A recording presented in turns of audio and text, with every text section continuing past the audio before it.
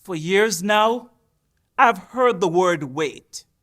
This wait has almost always meant never.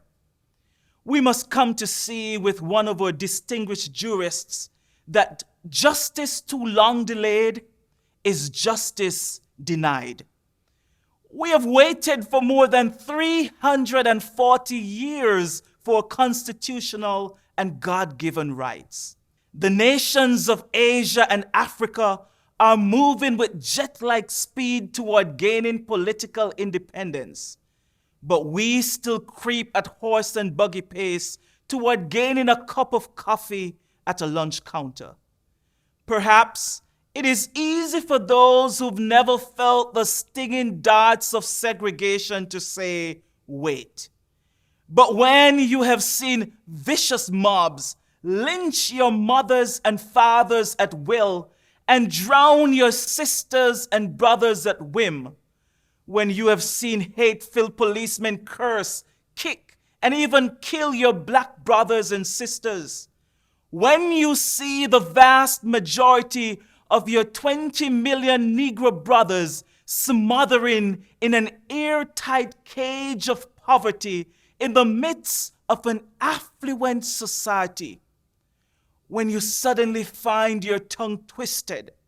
and your speech stammering as you seek to explain to your 6-year-old daughter why she can't go to the public amusement park that has just been advertised on television,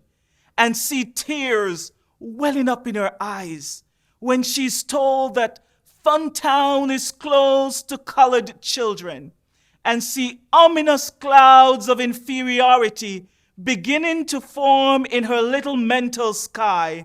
and see her beginning to distort her personality by developing an unconsciousness bitterness toward white people, when you have to concoct an answer for a 5-year-old son who is saying, "Daddy, why do white people treat colored people so mean?"